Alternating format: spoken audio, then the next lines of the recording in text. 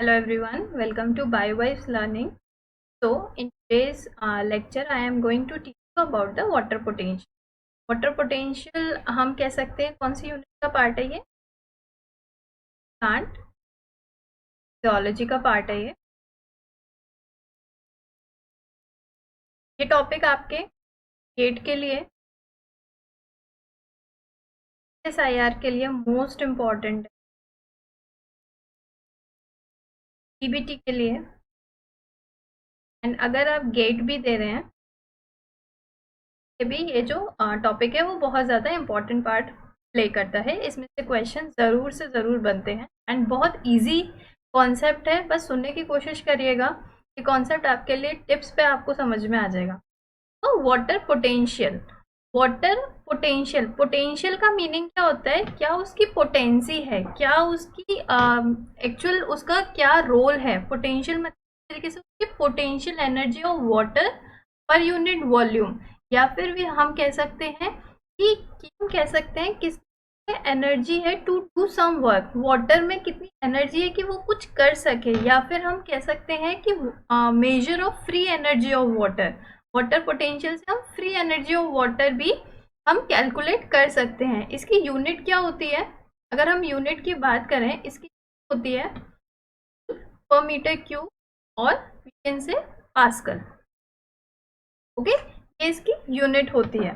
अगर हम बात करें वाटर पोटेंशियल के बारे में, तो जो वाटर पोटेंशियल होता है उसको हम किससे डिनोट करते हैं? उसको हम डिनोट करते हैं साई से। ये जो सिंबल होता है ये यूज होता है वाटर पोटेंशियल को डिनोट करने के लिए। अगर हम water potential of pure water देखें, water potential of pure water देखें, क्या आता है? वो आता है 0 मेगा पास्कल। तो एक्चुअल में ये होता क्या है वाटर पोटेंशियल? हम क्यों इसको इतना इम्पोर्टेंस दे रहे हैं प्लांट फिजियोलॉजी में? जो वाटर पोटेंशियल होता है, सिग्निफिकेंस क्या है? अगर हम देखें एक प्लांट अगर हम कंसिडर करें, फॉर एग्जांपल ये आपका एक प्लांट है, इसके रूट हैं, रूट सिस्टम है, ये इसके लीव्स हैं एंड ये एटमॉस्फेयर है। ओके, तो अगर ये हम ग्राउंड की बात करें एंड हम ये बात करें, रूट्स जो होंगे उनका कुछ ना कुछ उसमें रूट्स जो होंगे वो अपना वाटर कहाँ से ले रहे हैं? वो अपना वाटर सॉइल से ले रहे होंगे। ये हम सॉइल कंसिडर करें तो सॉइल में कुछ ना कुछ वाटर होगा। सॉइल में वाटर कहाँ से आएगा? सॉइल में वाटर बहुत तरीके से आ सकता है। ग्राउंड वाटर हुआ, रेन की वजह से वाटर हुआ जो सॉइल में एब्जॉर्ब हो गया, रिवर का वाटर एब्जॉर्ब हो गया। तो ऐसा तो है नहीं है कि हमारी सॉइल बिल्कुल ड्राई होती है, हमारी सॉइल वेट होती है, कुछ ना कुछ उसका वाटर पोटेंशियल होता है। तो हम अगर यहाँ पे कंसिडर करें, इस सॉइल है, हम उसका यहाँ पे वाटर पोटेंशियल कंसिडर कर रहे हैं। ये एक एग्जाम्पल है आपको समझाने के लिए, ये एग्जैक्ट वैल्यूज नहीं है। अगर हम यहाँ पे सॉइल का जो वाटर पोटेंशियल है वो हम कंसिडर कर रहे हैं 0.01 मेगा पास्कल। माइनस में क्यों होता है ये मैं अभी आपको समझाऊंगी कि हम माइनस में कंसिडर कर रहे हैं। अभी आप एग्जाम्पल समझने की कोशिश करिए। हम सॉइल का वाटर पोटेंशियल ले रहे हैं 0.01 मेगा पास्कल। ये हमारे रूट्स हैं। रूट्स अगर हम देखें, रूट्स जो होंगे वो सॉइल से वाटर एब्जॉर्ब करेंगे, तो रूट्स का कुछ ना कुछ वाटर पोटेंशियल होगा। यहाँ पे हम मान के चल रहे हैं रूट का जो वाटर पोटेंशियल है वो है 0.1 मेगा पास्कल। ये हमारी स्टेम है, स्टेम का कुछ ना कुछ वाटर पोटेंशियल होगा क्योंकि स्टेम भी वाटर एब्जॉर्ब कर रही है। स्टेम कहाँ से वाटर एब्जॉर्ब कर रही है? स्टेम रूट से वाटर एब्जॉर्ब कर रही है। क्या होगा? फॉर एग्जाम्पल हम 1 मेगा पास्कल लेके चल रहे हैं। लीव्स में भी वाटर पोटेंशियल होगा क्योंकि लीव्स भी वाटर एब्जॉर्ब कर रही हैं, तो हम मान के चल रहे हैं -10 मेगा पास्कल। एंड फिर जो एटमॉस्फेयर है उसका कुछ ना कुछ वाटर पोटेंशियल होगा, उसको हम मान के चल रहे हैं -100 मेगा पास्कल। तो अगर आप मेरी वैल्यूज को देखें तो हमारा वाटर कहाँ से फ्लो हो रहा है? हमारा वाटर फ्लो हो रहा है सॉइल से लेकर के रूट तक, इस डायरेक्शन में हमारा वाटर फ्लो हो रहा है। मतलब जो हमारा वाटर है वो हाई वाटर पोटेंशियल एरिया से लो वाटर पोटेंशियल एरिया में जा रहा है। तो मैं हाई क्यों कह रही हूँ? अगर हमने बचपन में नंबर लाइन पढ़ी है, फॉर एग्जाम्पल यहाँ पे 0 आता है, यहाँ पे 1 आता है, यहाँ पे 2 आता है, यहाँ पे 3 आता है, तो ऑन। हमें प्लस वाली वैल्यू से अभी कोई मतलब नहीं है, अभी हमें माइनस वाली वैल्यू से मतलब है। -1, -2, -3, -4। अगर मैं आप लोगों से पूछूं कि -1 और -4 में से बड़ा नंबर कौन सा है और छोटा नंबर कौन सा है, तो हमने ये बचपन में पढ़ा था, जो 0 के पास होता है माइनस में वो बड़ा होता है, मीन्स -1 इज ग्रेटर देन -4। ये बात इतनी आपको क्लियर हुई होगी। तो अगर मैं यहाँ पे इस एग्जाम्पल में देखूं -0.01 और 100 की बात करें, -100 की, तो इसमें से बड़ी वैल्यू कौन सी हुई? ऑब्वियसली 0.01 बड़ी वैल्यू हुई। तो यहाँ पे वाटर किस डायरेक्शन में फ्लो कर रहा है? हाई वाटर पोटेंशियल से लो वाटर पोटेंशियल की तरफ वाटर मूव कर रहा है। यहाँ पे नेगेटिव साइन क्यों लगाया है? ये माना जाता है जो वाटर पोटेंशियल होता है वो जनरली नेगेटिव होता है। ठीक है, नेगेटिव क्यों होता है ये मैं अभी आपको बताऊंगी। जनरली हम वाटर पोटेंशियल को नेगेटिव में ही कंसिडर करते हैं। और क्या सिग्निफिकेंस है वाटर पोटेंशियल का? तो वाटर पोटेंशियल है, अगर वाटर पोटेंशियल जनरेट नहीं होगा तो जो रूट्स होंगे वो सॉइल से वाटर नहीं ले पाएंगे। अगर रूट सॉइल से वाटर नहीं ले पाएंगे तो आगे वाटर फ्लो नहीं हो पाएगा।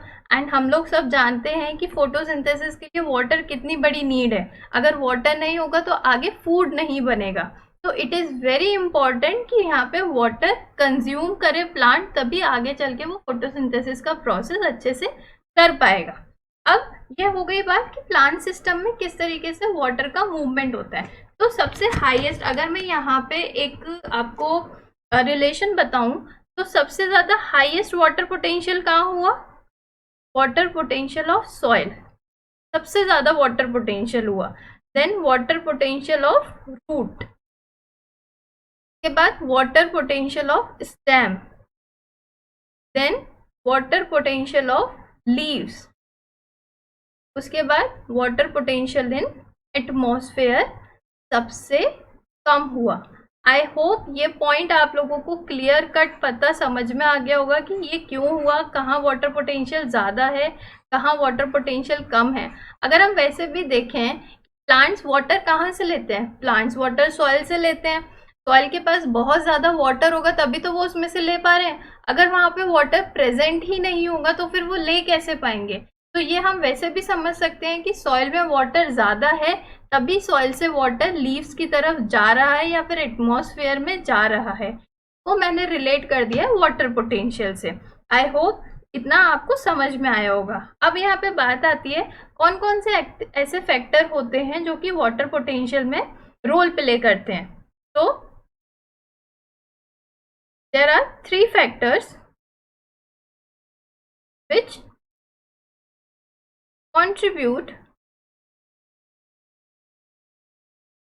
in water potential। यहाँ पे मैंने अब वाटर पोटेंशियल शॉर्ट में लिख दिया, अब आपको समझ में आ गया ये इसका साइन है। ठीक है, तो कौन कौन से ऐसे फैक्टर्स होते हैं? तो अगर हम देखें जो वाटर पोटेंशियल होता है वो इक्वल्स टू होता है water potential of solute plus water potential, और we can say pressure potential plus gravitational potential. ये 3 फैक्टर्स के ऊपर डिपेंड करता है वाटर पोटेंशियल। अब बात आती है सोल्यूट वाटर पोटेंशियल क्या होता है? सोल्यूट पोटेंशियल क्या होता है?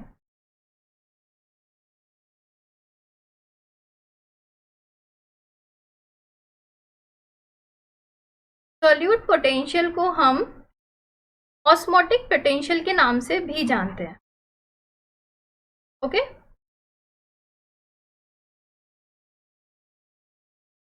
या फिर हम इसको कॉन्सेंट्रेशन पोटेंशियल भी कह सकते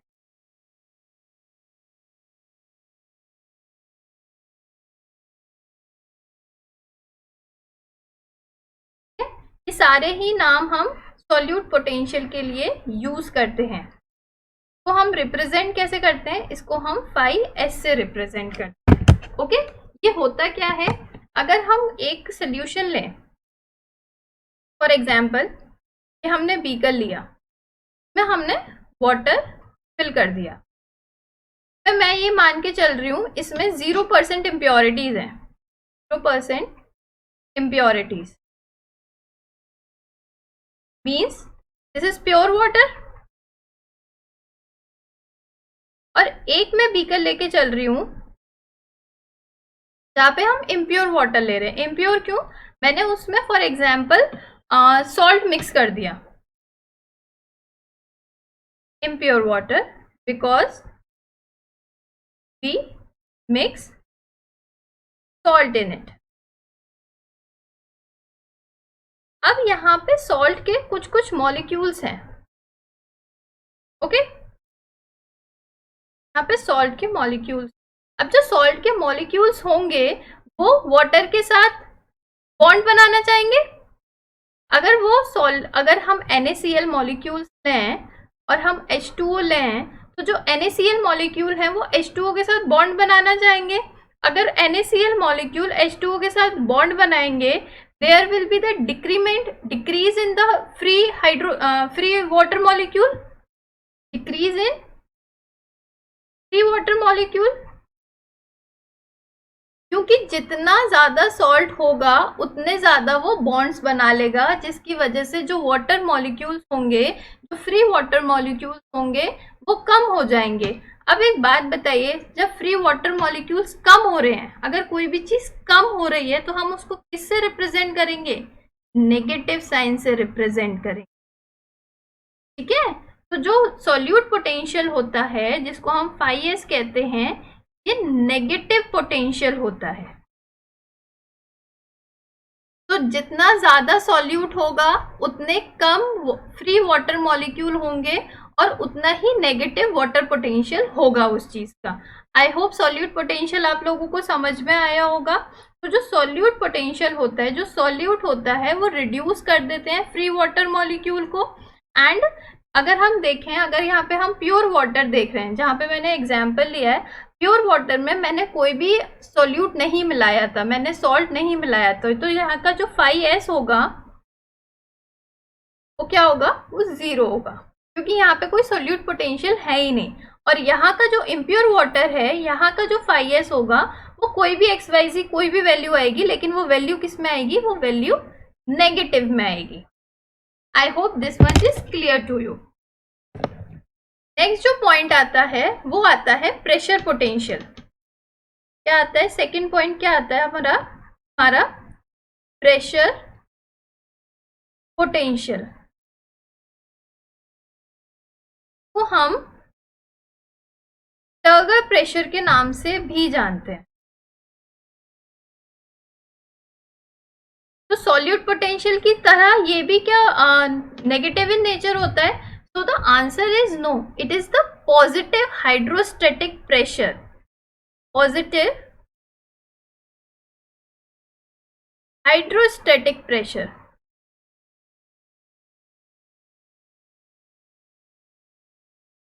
Why positive? What is turgor pressure? तो अगर हम देखें, अगर हम एक बीकर देखें, उसमें हमने वाटर फिल किया और उसमें हमने एक सेल वो डाल दिया. तो हम ये देखेंगे अगर इस सेल के अंदर वाटर कम है तो ये जो बाहर का वाटर होगा ये अंदर एंट्री लेना स्टार्ट करेगा. जब वो अंदर एंट्री लेना स्टार्ट करेगा तो जिस प्रेशर से ये अंदर एंट्री लेगा, तो ये जो प्रेशर होगा ये एक फोर्स एक्सर्ट करेगा. एक प्रेशर जो ये वाटर एंटर कर रहा है सेल के अंदर, वो इस सेल वॉल पे एक प्रेशर जनरेट करेगा, एक पॉजिटिव प्रेशर जनरेट करेगा, जिसकी वजह से जो सेल है वो अपनी इंटैक्ट शेप में रहेगा, वो अपनी शेप चेंज नहीं करेगा. Because of this positive hydrostatic pressure cell retains its erect shape. तो इस तरीके से जब वाटर अंदर एंटर करता है, जो सेल होता है वो अपनी जो इरेक्ट शेप होती है, जो उसकी एक पर्टिकुलर शेप होती है, उसको वो मेंटेन कर पाता है because of this positive hydrostatic pressure. अगर वाटर अंदर से रिलीज होगा, सेल वॉल के अंदर कोई भी प्रेशर नहीं लगेगा, तो जो सेल होगा वो अपनी शेप चेंज कर लेगा और हो सकता है वो श्रिंक हो जाए. तो इस केस में जो पॉजिटिव हाइड्रोस्टैटिक प्रेशर है वो लग ही नहीं रहा है. ठीक है, आई होप ये क्लियर हुआ कि जब भी वाटर सेल के अंदर एंटर करता है वो एक पॉजिटिव हाइड्रोस्टैटिक फोर्स लगाता है सेल की सेल वॉल के ऊपर या सेल मेम्ब्रेन के ऊपर, कि जो सेल होता है वो अपनी शेप को रिटेन कर पाता है। तो इस तरीके के प्रेशर को हम प्रेशर पोटेंशियल कहते हैं या फिर टर्गर प्रेशर कहते हैं। हमेशा याद रखिएगा जो 5P होता है वो पॉजिटिव इन नेचर होता है, नेगेटिव नहीं होता है। तो अभी जैसे मैंने ये ऊपर फॉर्मूला बताया, अगर इसमें कोई भी न्यूमेरिकल आते हैं तो यहाँ पे हम 5s की वैल्यू, अगर 5s की वैल्यू जो भी दे रखी है नेगेटिव में दी जाएगी, यहाँ पे हम नेगेटिव में पुट करेंगे। 5p की वैल्यू हमेशा पॉजिटिव में ही पुट करी जाएगी। ठीक है, कंफ्यूज मत होइएगा, वहां पे अगर नेगेटिव दी हो तो वो हम उसे पॉजिटिव में ही पुट करेंगे, क्योंकि pressure potential can't be negative, क्योंकि ये पॉजिटिव हाइड्रोस्टैटिक प्रेशर होता है। ठीक है, इतनी बात समझ में आ गई। नाउ अब जो होता है थर्ड, मैंने जो इसमें बताया, अगर मैं थर्ड कंपोनेंट की बात करूं, यहाँ पे मैंने बताया 5G। 5G क्या होता है? ये ग्रेविटेशनल पोटेंशियल होता है। थर्ड जो आता है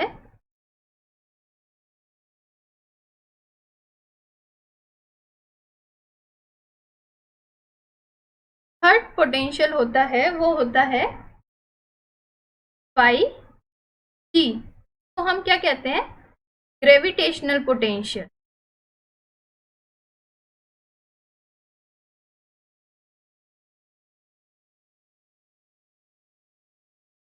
ग्रेविटेशन से क्या मतलब समझ रहे हैं? ग्रेविटी की वजह से, potential due to gravity.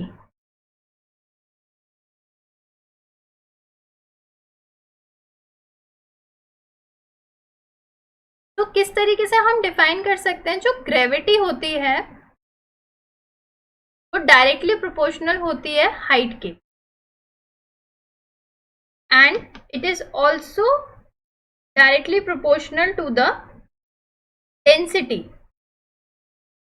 Of water, and it is directly proportional to the acceleration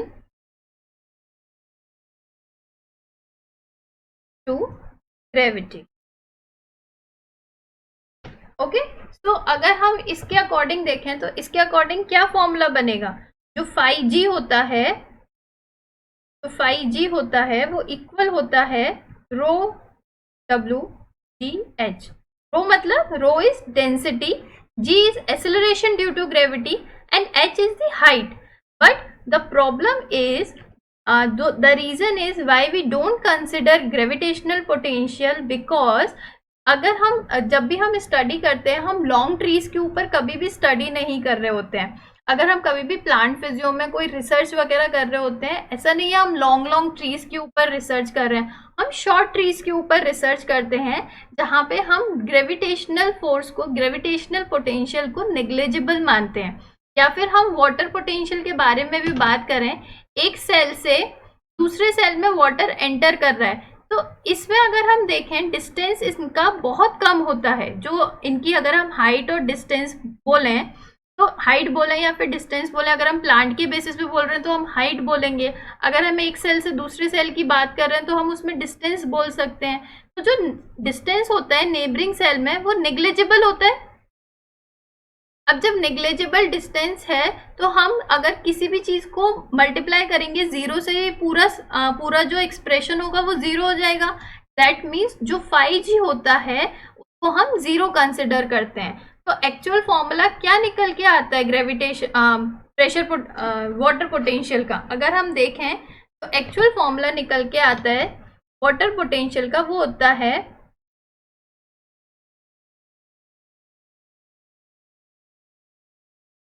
phi w is equals to phi s plus phi p। तो जब भी आपके पास कोई क्वेश्चन आए, आपको ये फॉर्मूला अप्लाई करना है। इस फॉर्मूला से आपके सारे क्वेश्चन बनेंगे। अगर किसी किसी फॉर्मूला में आपके पास सोल्यूट पोटेंशियल ना देख करके ऑस्मोटिक पोटेंशियल दिया हुआ है, तो उसकी वैल्यू हम इक्विवेलेंट मानते हैं phi s के। तो ऑस्मोटिक पोटेंशियल को हम phi s में कंसिडर कर सकते हैं। सॉल्यूट ना देख करके, सॉल्यूट वर्ड ना यूज करके ऑस्मोलाइट्स यूज किया गया है, तो भी ये बात सेम ही है कि हम कोई ना कोई सॉल्यूट उसमें मिक्स कर रहे हैं या फिर हम ऑस्मोलाइट उसमें यूज कर रहे हैं। तो वर्ड्स से कभी कभी एग्जाम में क्या होता है, आपको वर्ड्स में घुमा दिया जाता है, तो ये चीज ध्यान रखिएगा।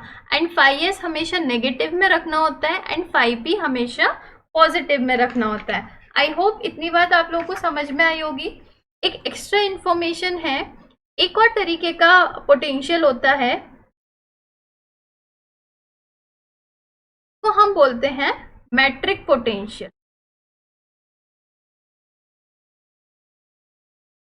मैट्रिक पोटेंशियल क्या होता है? फॉर एग्जाम्पल, ये मेरे सॉइल मॉलिक्यूल,